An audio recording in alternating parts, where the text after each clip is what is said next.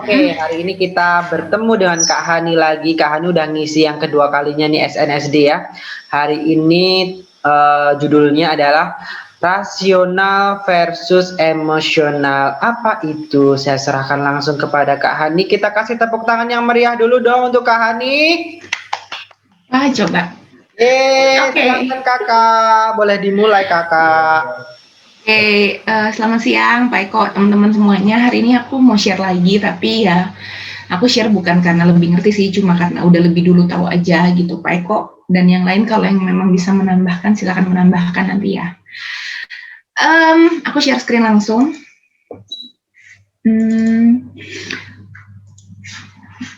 Udah keluar belum udah ya? Sudah Kakak, sudah slideshow juga. Nah, waktu itu kan kalau kita belajar waktu di BT kan yang pertamanya mindfulness, yang kedua regulasi emosi. Nah, nggak lupa untuk mencantumkan bahwa ini dari teorinya si Marshall Linehan gitu. Terus aku mulai dengan pertanyaan ini, logika atau tim hati? Ayo, yang logika ngacung, yang tim hati ngacung. Hardi yang mana Hardi? Saya aliran tim hati aja Kak. Tim hati, makanya sering main hati ya. Nah, ada judul lagunya Kak. Pak ikut tim logika Kak. Aduh, kok sedih, kenapa jadi curhat? Oke. Mana tim hati, tim logika, kasih tangan. Coba tim hati, coba yang tim hati keluarin hati, coba dilihat. Simpelnya coba tim hati. Tim hati kasih hati aja di itunya, di reactionnya. Oke. Coba sekarang tim logika kasih tangannya di kepala. Yang tim logika mana? Oke, itu Kak udah kelihatan. Banyak mana? Kak? Banyak yang mana Kak? Jadi di sini harus banyak lebih pakai hati ya Kak ya. Tim rebahan. Oke Kak, silakan Kak. Nah, ya kalau kita tim logika itu ya rasional. Ketika kita dikuasainya sama fakta, alasan, logika. Emosi seperti cinta, sedih, marah itu adalah hal yang gak relevan. Sebaliknya kalau kita tim hati itu bisa dibilang keadaan emosional. Ketika emosi yang memegang kendali, fakta, alasan, dan logika bukan hal yang penting. Ini secara umum. Jadi kayaknya dua-duanya gak ada yang benar ya. Serba salah, dibilang rasional salah, dibilang emosionalnya juga salah. Sebenarnya kalau kita bilang, ya seperti biasa ya kayaknya jawaban psikologi itu adalah tergantung gitu kan. Tergantung buat apa kalau ditanya sebenarnya. Ini penjabaran singkatnya. Tim rasional itu atau aku bilang tim dingin berguna kalau misalnya contoh kita bikin barang IKEA gitu ya. Ya dengan tiba-tiba terima buklet yang setebel itu terus harus menghitung berapa murnya, berapa bautnya, gimana nyusunnya, nggak boleh salah pasang dan sebagainya, perlu banget rasional, perlu banget dingin. Ada masalah kita memecahkan juga perlu rasional, berpikir logis, melakukan kegiatan tertentu yang memang perlu pemikiran. Jadi nggak berguna kalau membangun hubungan dengan orang lain. Misalnya teman kita jatuh, kalau kita pakai hati, ya ampun sini gue bantuin, kasihan banget gitu. Tapi mungkin kalau tim rasional, lu juga sih, tadi gue sudah memperhitungkan tuh, kecepatan lu tadi berjalan adalah 2 km per jam, harusnya 1 km per jam, jadi secara hitungan terjadi percepatan, sehingga apa sih gitu. Nggak bisa kalau membangun hubungan kayak gitu. Sebaliknya kalau tim emosional itu berguna untuk membangun hubungan, untuk berhubungan, untuk membangun relasi, untuk memberi passion gitu ya, fire-nya kita. Nggak berguna kalau keputusan mendadak dan menyelesaikan konflik. Jadi, kalau dari pertanyaan yang itu, jawabannya adalah gini, kalau yang pernah ikut di materi pertama adalah wise mind. Wise mind itu adalah perpotongan dari keduanya ini. Pikiran rasional dan pikiran emosional ada di tengah-tengahnya. Makanya tadi kan kalau contohnya pikiran rasional berguna untuk hal tertentu, tapi nggak berguna buat hal tertentu. Sama juga pikiran emosional berguna buat hal tertentu dan tidak berguna untuk hal tertentu. Yang paling tepat sebenarnya adalah wise mind, itu ada di tengah-tengahnya. Gitu. Nah, ini basicnya aja sih teman-teman biar kita ngeh gitu. Bahwa nggak bisa kita jadi orang yang ngotot bahwa gue tuh orang rasional tapi nggak pernah pakai hati, atau gue orang yang peka banget sama kebutuhan orang lain tapi nggak pakai logika juga. Nggak bisa kedua-duanya gitu. Jadi perlu memang irisan di tengah-tengahnya atau yang kita kenal dengan wise mind. Masuk ke materinya yang lebih dalam, kalau waktu itu kita belajar mindfulness, ya sekarang kita masuk ke emotion regulation. Pertama, tujuan dari melakukan regulasi emosi adalah untuk mengurangi penderitaan karena emosi, bukan untuk menyingkirkan si emosinya, gitu. Karena emosi itu, mungkin kalau kita dengar kata emosi, langsung kepikirnya cuma marah. Itu yang paling umum kan. Lu emosional banget sih, lu emosian banget. Yang ada di otak kita cuma marah. Tapi kan yang namanya emosi kan senang, sedih, marah, kecewa, ya whatever, banyak banget kan yang namanya emosi. Jadi kalau kita melakukan regulasi emosi adalah untuk mengurangi penderitaan karena perasaan emosi yang kita rasakan. Bukan untuk menyingkirkan si emosinya. Kalau nggak salah persis kalau kayak dulu kita belajar fisika tuh dibilang energi itu tidak bisa dihilangkan, hanya bisa berubah gitu ya. Energi listrik jadi energi panas, contohnya gosokan. Energi listrik jadi energi gerak, contohnya kipas angin. Energi tidak bisa hilang, hanya bisa berubah bentuk. Ya sama, emosi juga tidak bisa hilang gitu. Jadi nggak bisa disingkirkan emosi itu gitu. Oke. Nah, ada 3 poin besar yang kita mau bahas. Memahami emosi itu sendiri. Yang kedua, mengubah emosi yang tidak diinginkan, dan mengurangi kerapuhan terhadap emosi negatif. Jadi kita kenal apa itu emosi, terus bagaimana tadi mengubahnya, dan yang ketiga itu kita belajar kayak vitamin apa sih harus kita minum supaya kita lebih kebal sama penyakit tertentu misalnya. Nah ini hal apa yang perlu kita lakukan supaya kita tidak serentan itu lagi sama emosi-emosi negatif gitu. Ada 3 pokok yang kita mau bahas hari ini. Yang pertama, memahami emosi. Aku bahas dulu ada fakta-fakta yang menyebabkan kita kesulitan mengendalikan emosi. Banyak faktanya, tapi aku ambil 5. Yang pertama, faktor biologis.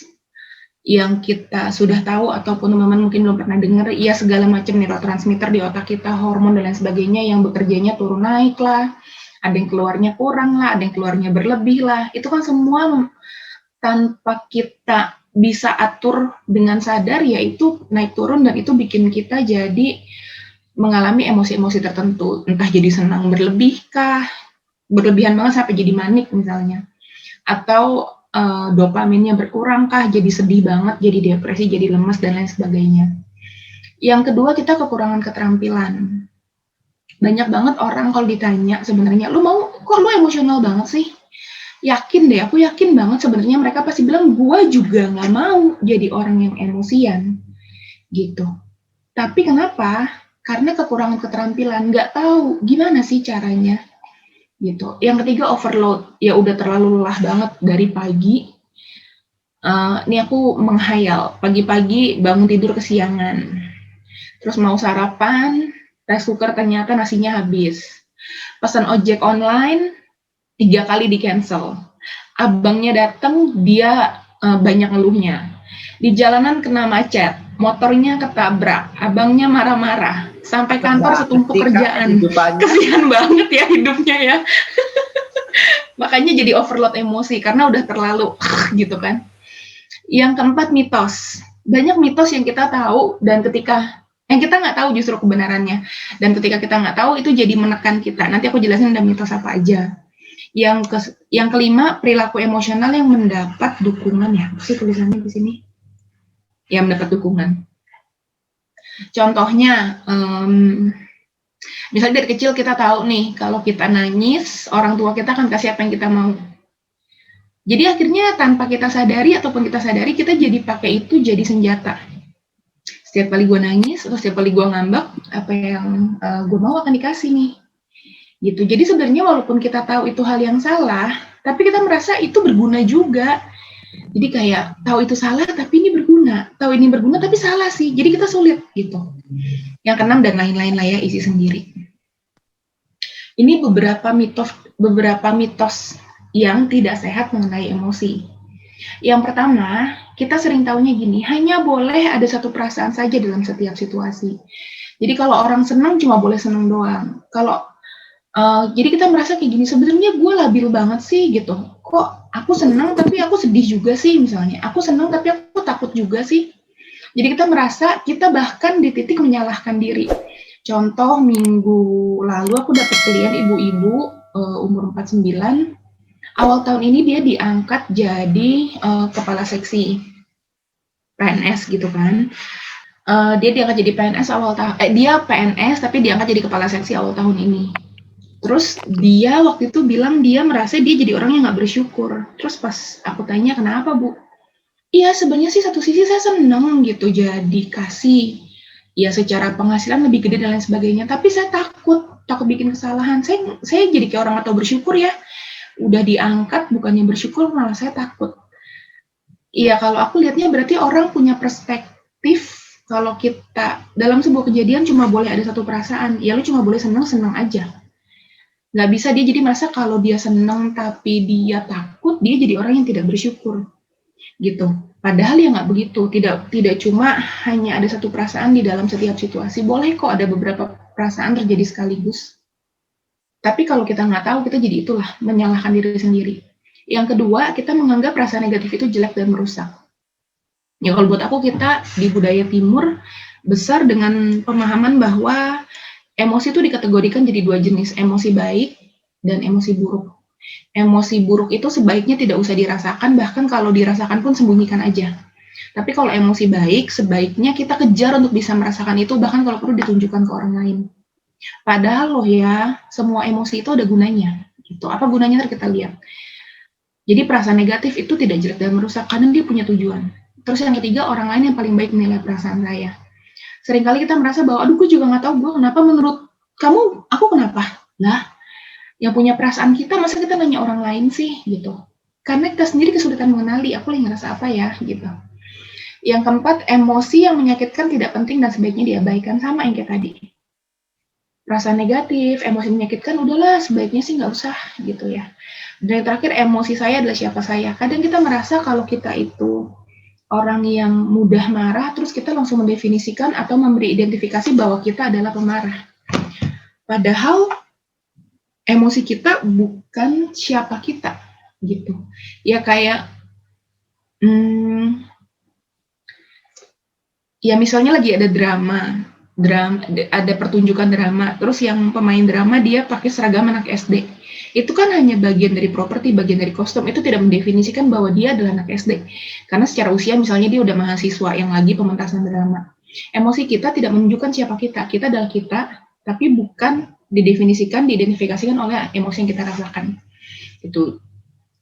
Kenapa aku bilang ini mitosnya salah? Karena kalau kita percaya hal-hal ini, kita akan semakin tadi menyalahkan ke diri kita sendiri. Kayak, ya memang gue payah, memang gue ini pemarah, memang gak ada harapan buat gue berubah, kayak gitu. Ini beberapa perspektif yang salah. Coba kita temuin sendiri deh teman-teman. Apalagi ya yang kita tahu bahwa teman kita sadar ini salah nih, gitu. Sekarang sebaliknya, perspektif yang sehat terhadap emosi. Emosi bukanlah fakta. Kita marah, kita meledak, ya itu tidak membuat bahwa itulah fakta yang kejadian. Aku merasa bersalah karena gangguin Hardi, kemarin dia lagi sibuk misalnya. Terus aku jadi merasa langsung tutup mulut. Terus aku misalnya merasa bersalah, jadi gak enak sama ya. Merasa banget. Aku merasa bersalah misalnya, terus menerus. Padahal perasaan bersalahku itu, terus aku sampai merasa kayaknya gue telah, ini contoh ekstrim, bahwa gue telah mengganggu kesejahteraannya Hardi, ntar dia kena marah sama Pak Eko dan lain sebagainya. Terus jadi kayak ngerasa bersalah banget sama Hardi sampai kayak gimana-gimana, padahal belum tentu faktanya seperti itu, gitu. Mungkin Hardi orang yang cukup pandai membagi waktu, tapi aku sudah merasa sangat-sangat bersalah. Jadi emosi itu bukan fakta. Emosi kita, fakta ya fakta, gitu. Yang kedua, emosi adalah hal yang kompleks. Tidak sesederhana garis lurus bahwa ya udah emosi itu cuma karena lu kurang bisa ngatur emosi. Ya enggak, banyak faktor. Karena faktor belum makan kan jadi lebih emosian. Tadi ada faktor biologis juga. Banyak banget faktornya. Jadi emosi itu hal yang kompleks. Nggak segampang A maka B. Nggak segampang kalau kita kehilangan sesuatu kita pasti cuma boleh sedih. Nggak bisa, karena emosi itu bukan garis lurus linear gitu. Enggak. Kompleks kok. Dalam sedih kita bisa marah, dalam sedih kita bisa apa gitu. Emosi tidak baik atau buruk, tidak betul atau salah. Kita tidak bisa menjudge emosi kita bahwa ini emosi buruk, ini emosi baik. Salah, harusnya kamu nggak boleh nangis. Tapi lagi-lagi kita bersedang seperti itu kan. Jangan nangis, jangan sedih, jangan takut. Dari kecil itu yang kita dengar. Terus kita tidak boleh menyingkirkan emosi, karena emosi adalah salah satu bagian dari hidup yang penting. Kenapa? Nanti lagi di berikutnya. Emosi tidak bertahan selamanya. Ya iya, sekesel-keselnya kita, mau berapa lama sih bertahan perasaan kesel itu gitu? Seminggu dongkol. Tapi apa iya dalam 1 minggu itu terus-terusan dongkol? Kan enggak, kita tetap bisa switch, tiba-tiba kita dapat suatu kabar gembira, kita bisa gembira. Emosi keselnya bisa lepas tuh, walaupun nanti akan balik lagi. Tapi emosi apapun tidak ada yang bertahan selamanya. Pasti ada saatnya kita switch bentar atau kemana gitu. Terus yang tadi, emosi saya bukanlah siapa saya, emosi hanyalah bagian dari diri saya. Ini perspektif yang sehat. Jadi kita tidak akan judgment atau menyalah atau blaming diri sendiri bahwa emang ya lu tuh selalu orangnya sensitifan, lu tuh baper dan lu gak akan pernah bisa berubah. Gitu. Enggak, itu hanya bagian. Nah, ini dia 3 fungsi utama emosi yang perlu kita ingat gitu ya. Pertama, emosi itu memotivasi tindakan kita. Yang kedua, emosi itu berguna untuk berkomunikasi dengan orang lain. Dan yang ketiga, berkomunikasi dengan diri sendiri. Contoh nih, apa sih gunanya emosi? Ini tadi aku mau jelasin. Emosi disgust atau jijik gitu ya. Kenapa kita bisa jijik? Mungkin kita bersentuhan dengan sesuatu yang beracun atau mungkin mengontaminasi. Tujuannya adalah membuat kita menjaga jarak. Membuat kita juga memiliki keinginan untuk membersihkan. Jadi kita nggak bisa bilang, lu orangnya jijikan banget sih atau apa, atau kita ngerasa gimana kalau kita jijik sama sesuatu. Bukan berarti kita jahat loh kalau kita jijik. Kita justru jadi fokus buat jaga jarak, membuat kita memiliki keinginan untuk membersihkan. Jadi nggak selamanya kita bilang, ih, lu jahat gitu, sama gituan aja masa jijik misalnya. Ya kebayang kalau kita nggak pernah jijik sama apapun, mungkin hal-hal yang kotor di jalanan semua akan kita pegang, misalnya gitu. Yang kedua, ini emosi-emosi yang kita kategorikan emosi negatif ya, yang kita dibiasakan bahwa ini adalah emosi negatif. Yang kedua, fear, cemas, takut. Kalau ditanya, kenapa sih kita ngerasain cemas atau takut? Kemungkinan karena kesehatan kita atau hidup kita ada di dalam bahaya.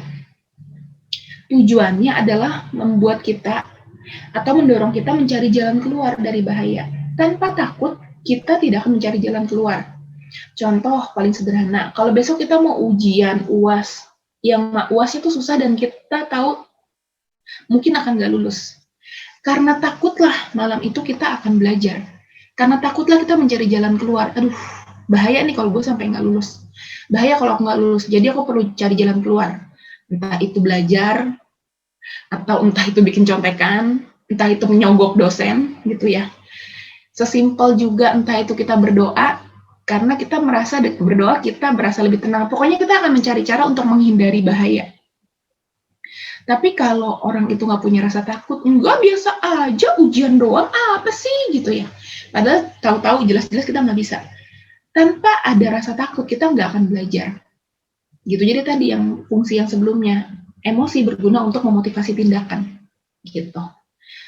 Berkomunikasi dengan diri sendiri, nggak tahu, kamu tuh keadaannya sedang tidak baik nih, kamu kemungkinan tidak lulus, bahaya, jadi perlu belajar, gitu.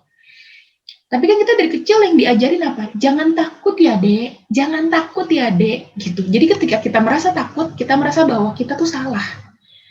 Kok takut kayak nggak punya iman, kayak orang nggak beriman, padahal bukan masalah beriman nggak beriman. Rasa takut datang dengan tujuan. Yang perlu adalah kita menangkap pesan, apa sih tujuannya, gitu. Yang berikutnya sedih. Lagi-lagi kita diajarin jangan nangis mulu lah, kenapa sih gitu. Sedih itu punya tujuan. Kenapa kita sedih? Karena kita kehilangan seseorang atau sesuatu yang kita anggap penting, atau kita gagal mencapai tujuan kita. Karena sedihlah kita baru bisa sadar apa sih yang sebenarnya kita anggap penting, apa sih yang kita anggap nggak penting. Sedih juga memberi tanda bahwa kita butuh bantuan orang lain. Apa pesan yang dibawa sama rasa sedih? Mendorong kita untuk mengganti apa yang hilang atau melakukan sesuatu untuk menjadi lebih ahli. Berapa banyak kalau kita lihat kisah-kisah inspirasional gitu ya, ketika dia sedih kehilangan orang tua kah, ketika dia gagal dalam usaha, bangkrut dan lain sebagainya, ketika dia sedih, dia keadaan terpuruk itulah, justru di situ titik orang jadi bangkit kayak iya ya, nggak bisa begini terus, harus bangun, harus bangkit, harus lakukan sesuatu. Jadi sedih itu adalah justru membuat kita berusaha untuk mencari apa yang hilang, mengganti apa yang hilang, atau bahkan belajar gimana caranya supaya menjadi lebih ahli. Gitu. Jadi sedih pun ada tujuannya. Yang berikutnya malu. Kita ditolak sama komunitas karena kita mungkin merasa ada sesuatu yang kita kurang bisa. Gitu. Kita diajarin jangan malu, jangan malu. Ya bukan bukan nggak boleh malu, tapi ketika kita malu, kita cari tahu kenapa ya malu ya. Oh, mungkin karena saya merasa saya kurang ahli untuk bicara, misalnya. Ya, tadi aku nggak tahu sih teman-teman simulasi apa gitu kan, cuma yang tadi aku dengar teman-teman bilang, iya mau mulai berani sampaikan kalau ada yang salah, mulai berani ngomong dan lain sebagainya. Ya tujuannya adalah kita belajar untuk kita gimana caranya mencari cara kita lebih nyaman.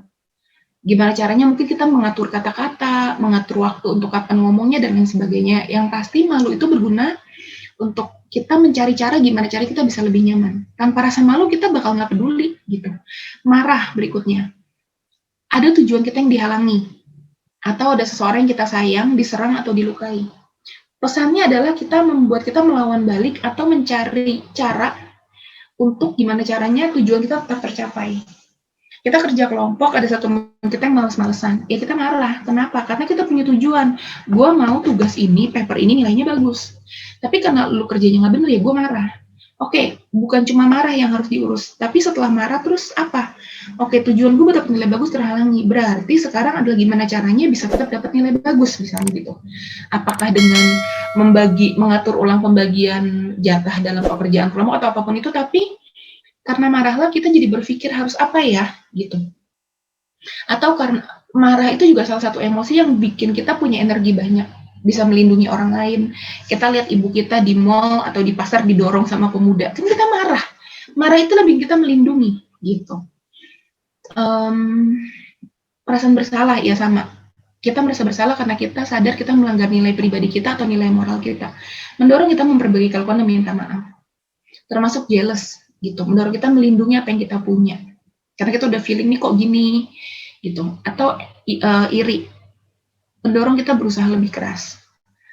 Jadi selalu ada kenapa orang ngerasain emosi tertentu dan apa tujuannya, gitu. Termasuk ketika kita ngerasain jatuh cinta. Mendorong kita bersatu memiliki kegiatan orang lain. Bahkan terakhir tadi yang gembira. Merespons kita agar kita semakin berfungsi dengan maksimal, mendorong kita melanjutkan kegiatan. Kalau kita happy, kita tahu bahwa aku happy loh di sini, berarti aku bisa lanjut di sini. Gitu.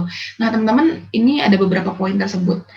Seringkali kita tidak menyadari, jadi gini, mekanisme yang biasa kita lakukan adalah ketika emosi itu datang, kita tidak mencari tahu pesannya apa, tapi kita marah sama emosi yang kita rasakan. Kayak, kenapa sih gue harus marah? Kok gue emosian banget? Kenapa sih aku harus sedih? Aku sebaper itu ya jadi orang. Harusnya tuh aku nggak boleh gitu. Harusnya tuh aku nggak boleh gitu. Dan kita berputar di situ. Menyalahkan emosi yang kita punya. Bukan mencari tahu. Dia datang bawa pesan apa ya? Dan kita harus apa ya? Gitu. Makanya kenapa kalau dibilang, aku jadi nggak bisa lepas, Kak. Aku tuh emosian banget dan sebagainya. Iya, karena kalau kita cuma muter-muter, menyalahkan si emosi, itu tidak menyelesaikan apapun. Contoh sebenarnya kalau aku analogin gini, kalau kita lagi kerja, tahu-tahu begini, gitu, biofeedback, tubuh kita ngasih pesan, kamu ngantuk, udah kurang tidur. Pesan yang mau dia bawa adalah kita perlu tidur dan istirahat, misalnya gitu.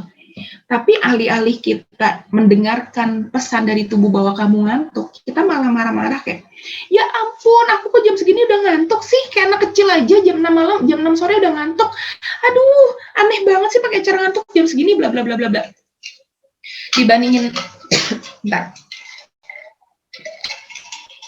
Dibanding kita nyari tahu ngantuk itu nyuruh kita apa, kita malah marah-marah sama si rasa ngantuk. Kan tidak menyelesaikan masalah, kita tetap ngantuk akhirnya. Sama persis, seringkali kita gagal meregulasi emosi. Kenapa? Karena ketika emosi itu datang, kita bukan cari tahu pesan apa yang mau disampaikan, malah kita marah sama kedatangan dia. Semoga teman-teman bisa mulai melihat gitu ya mekanismenya seperti sebenarnya kita harus apa sih ketika kita merasakan sesuatu, supaya nggak muter-muter di situ aja. Itu yang pertama, untuk memahami emosi kita. Yang kedua, mengubah emosi yang tidak diinginkan. Bentar lagi. Ini juga aku pernah tunjukin sih waktu di yang mindfulness kalau nggak salah. Ini ada bagan. Emosi yang kita rasakan kita perlu cek. Ini sesuai nggak sama faktanya. Perasaan sedih misalnya. Kita baru dapat info bahwa gaji kita dipotong, jadi nggak bisa bayar cicilan bulan depan. Kita sedih. Kesedihan kita sesuai nggak sama fakta bahwa gaji kita dipotong? Iya, sesuai. Yes. Sekarang pertanyaannya, kalau kita sedih terus berguna nggak? Nggak berguna sih. Ikutin kesini, jangan bertindak mengikuti desakan emosi. Pertimbangkan opposite action. Kalau kita tahu kita sedih-sedih terus nggak berguna, oke, kita malah makin terpuruk, lakukan sesuatu yang sebaliknya. Bukan opposite emotion ya, langsung tahu-tahu langsung suruh senang, bukan. Opposite action kok, kita cari tindakan yang berkebalikan.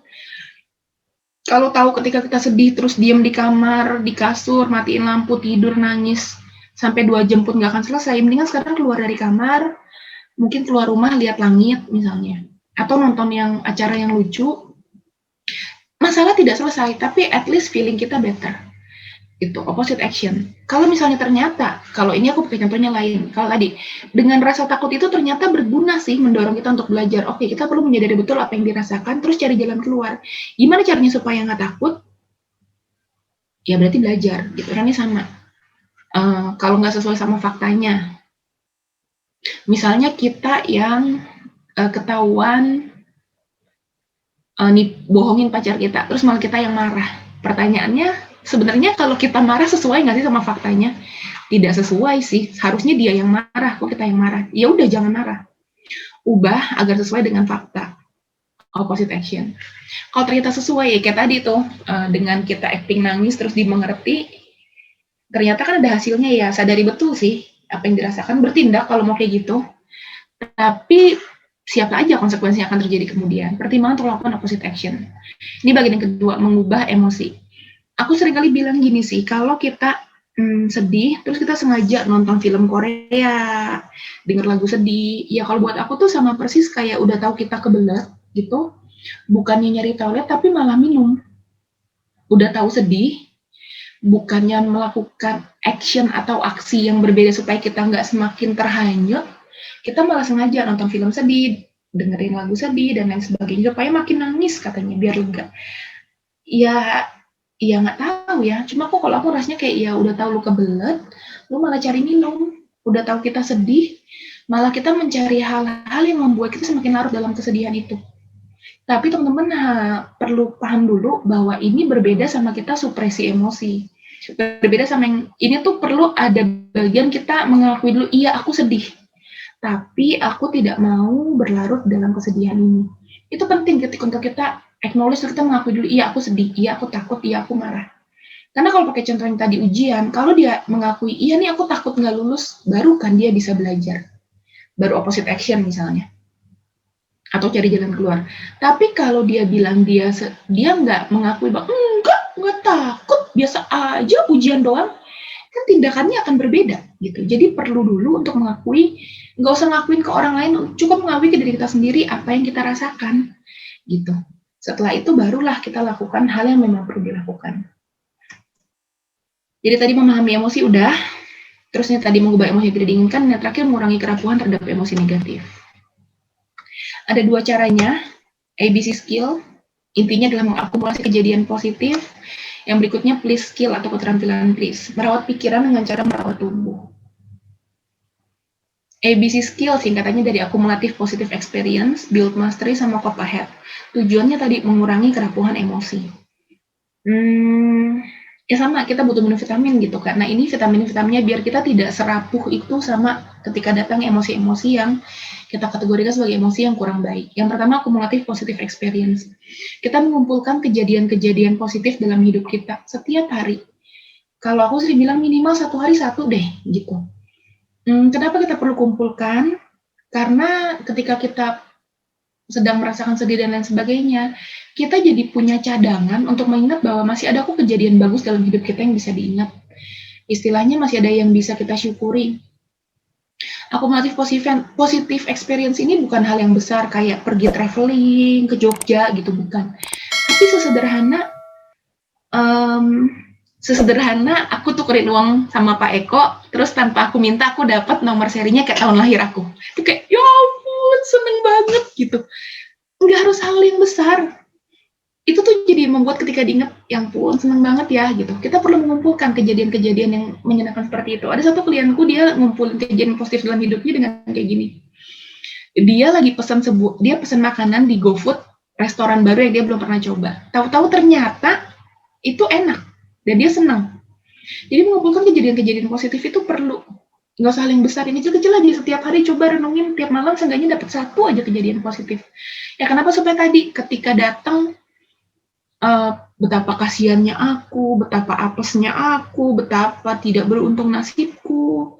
Kita bisa ganti dengan kisah bahwa kita bersyukur, untung ya kita ngalamin ini, untung ya kita ngalamin itu. Ya ampun seneng banget loh kemarin begini, ya ampun seneng banget loh kemarin begitu.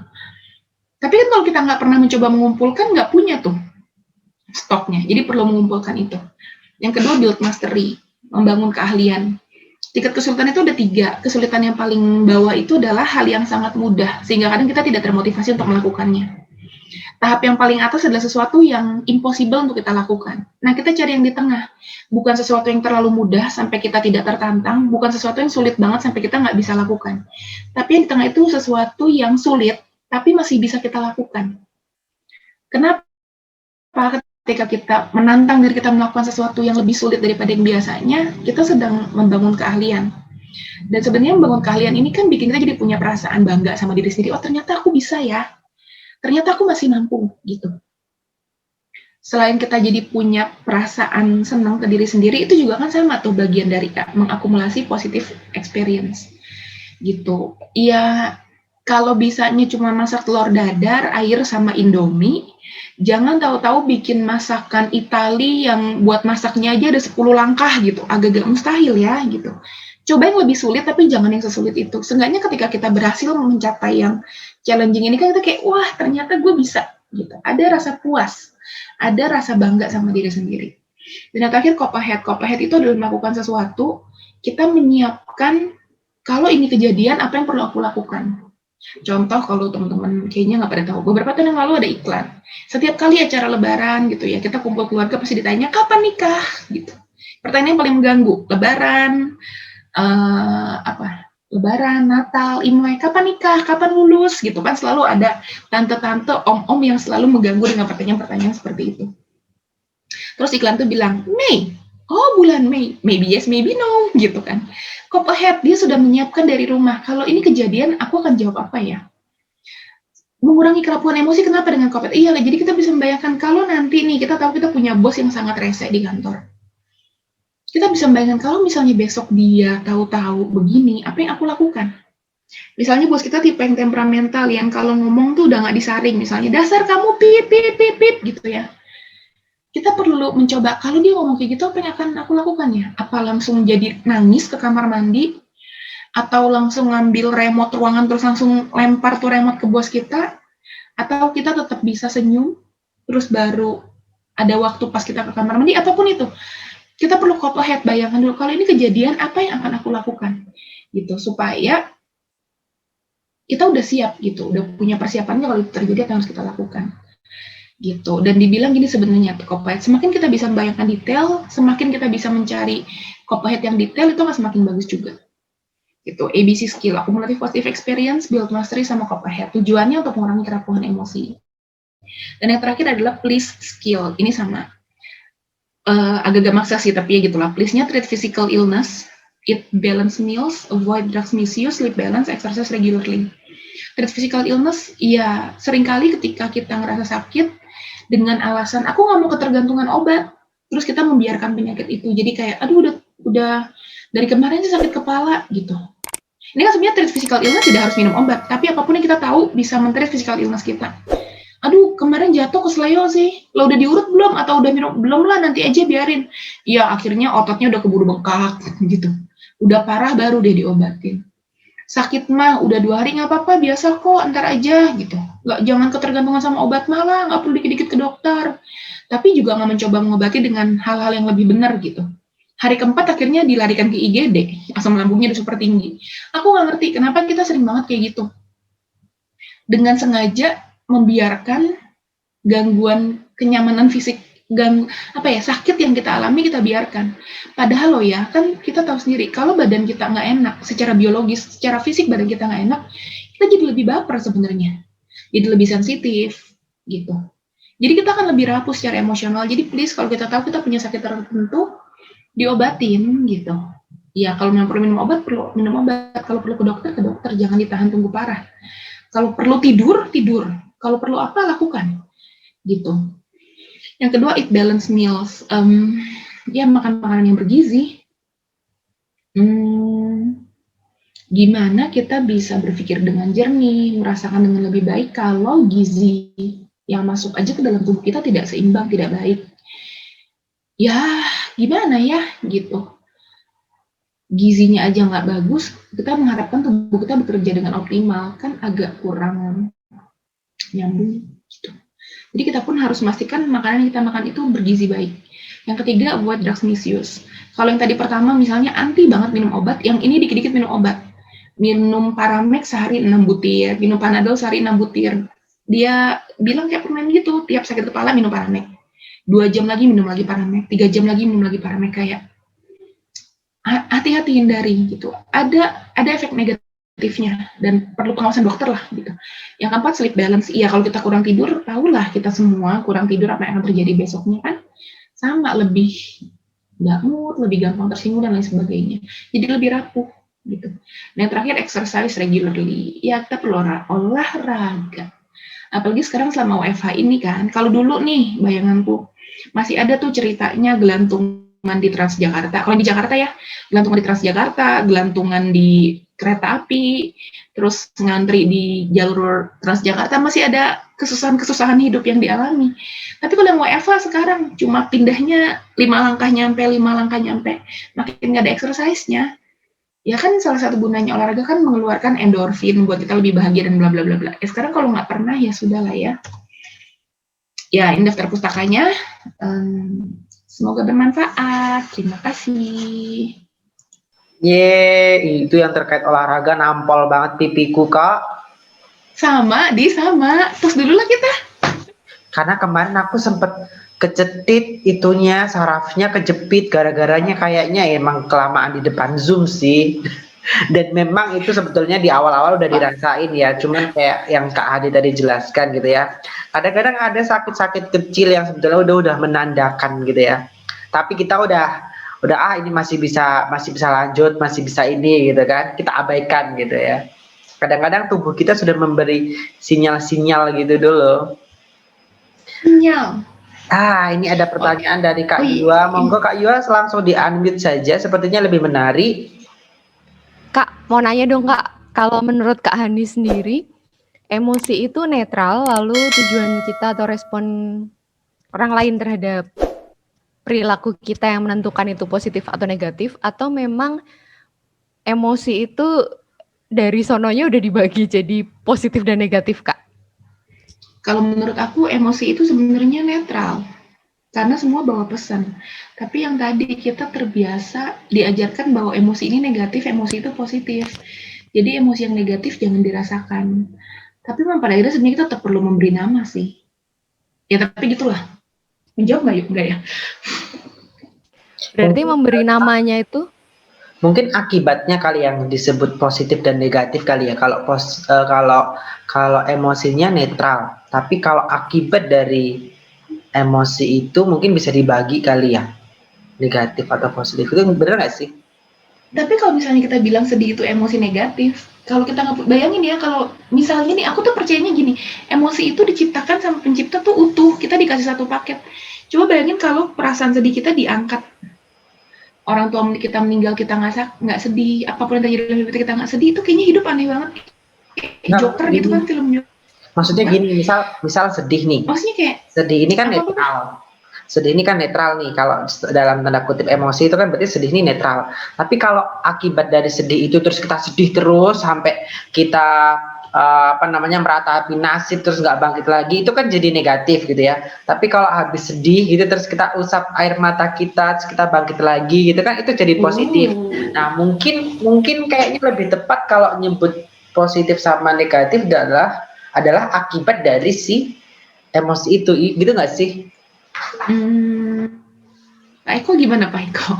Aku butuh suhu. Mungkin respon yang muncul terhadap emosi itu yang mengakibatkan itu wise tadi ya, disebut wise atau disebut unwise. Itu yang negatif dan positif, karena terus dari kamu wise, akibatnya kemudian kamu bisa keluar mencari action untuk cope, mencari jalan keluar, atau kalau unwise akibatnya malah membuat masalah jadi tambah berantakan, kamu sendiri tambah kehilangan kesempatan untuk memperbaiki diri, hubunganmu rusak, misalnya kayak gitu, itu mungkin yang mengakibatkan negatif ya. Kalau emosi sendiri aku setuju, emosi selalu bawa pesan dan itu netral, makanya kita perlu tahu emotional knowledge. Knowledge itu artinya kenapa sih kok emosi ini datang, marah itu apa, sedih itu apa gitu ya. Nah ini yang perlu dipelajari sih di emosi yang paling dasar ya. Emotional Intelligence 101 yang paling dasar. Kamu tahu dulu setiap emosi punya sinyal, punya message, punya pesan tertentu, dan kamu harus bisa nangkap pesan itu sebelum kamu bisa menggunakan emosi ini secara wise. Kejawab nggak kira-kira tadi? Kejawab gitu. Karena buat aku sendiri juga emosi itu netral sih kalau di kacamataku ya gitu.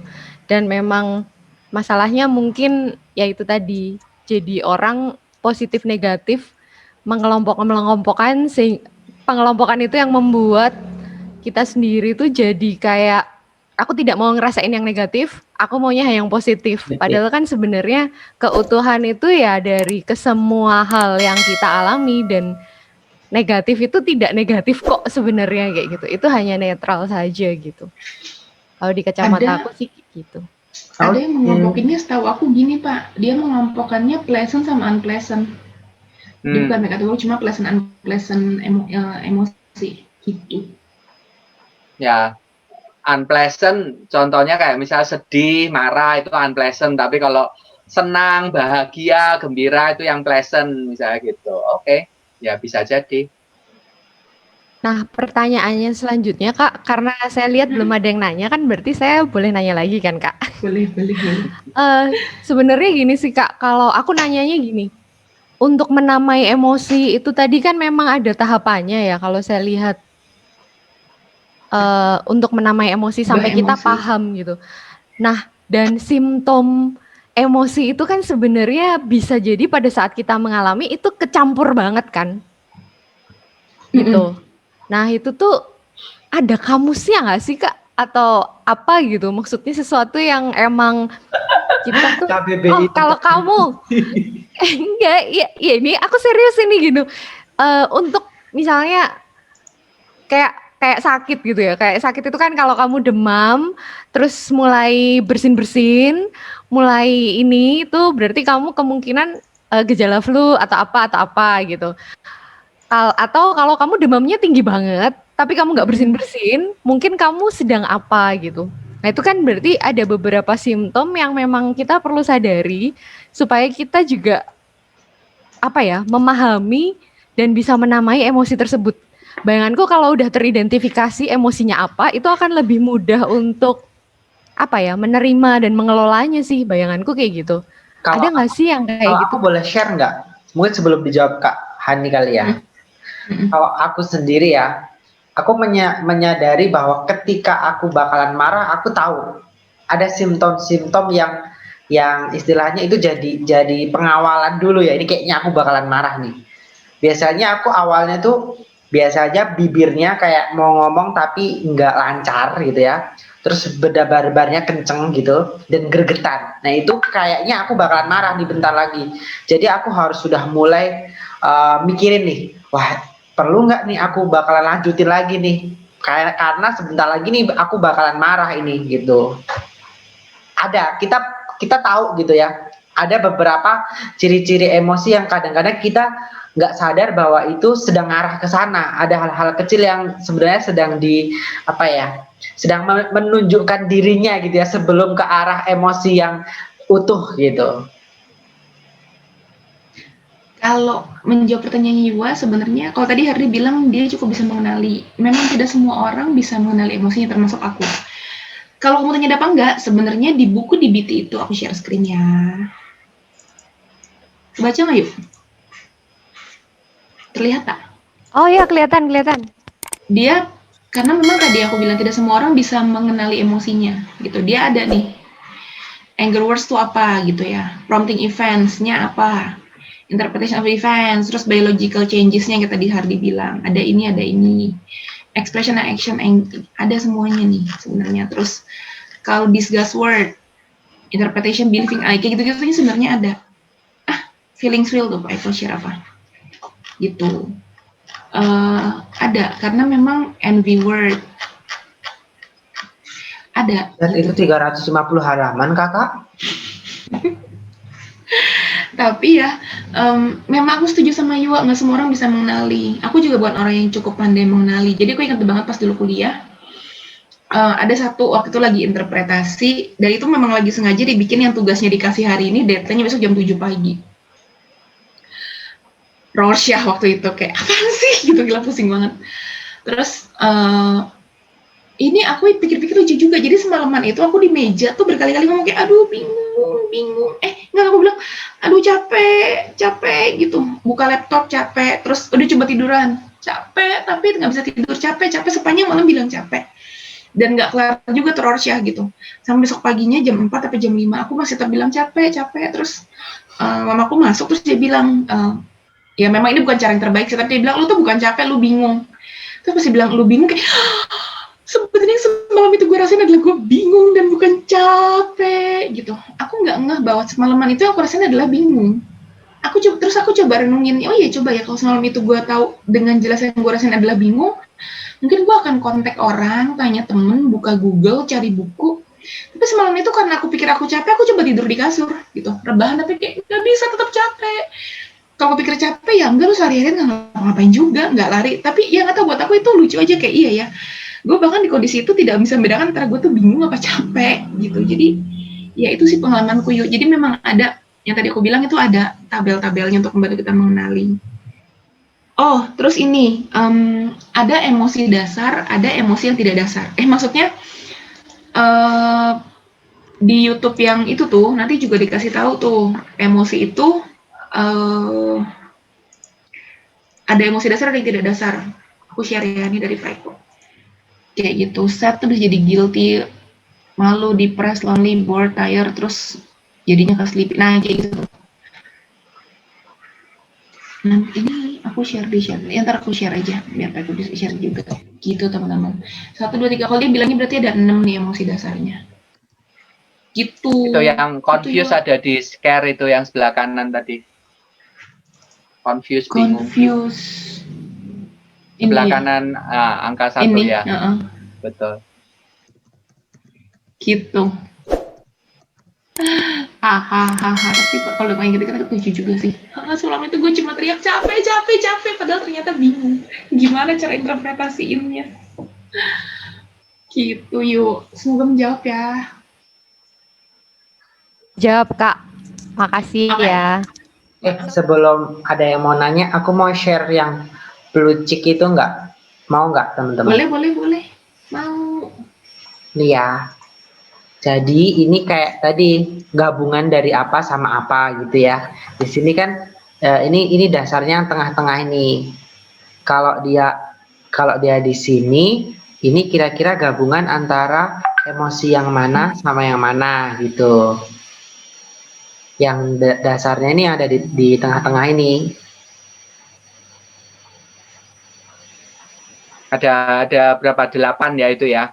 Ya, 1, 2, 3, 4, 5, 6, 7, 8. Ada 8. 8 itu kalau 2 yang berdekatan itu akan nyampur, akan menjadi emosi yang apa gitu. Semakin ke dalam dia semakin kuat. Intensitasnya semakin kuat. Semakin ke tengah lingkaran ini intensitasnya semakin tinggi emosinya. Oke, thank you teman-teman. Thank you teman-teman semuanya. Semoga bermanfaat. Bye-bye. Thank you semuanya. Ya, thank you Hani for sharing. Jangan kapok-kapok sharing ya. Thank you for watching our video. Don't forget to like, comment, and subscribe.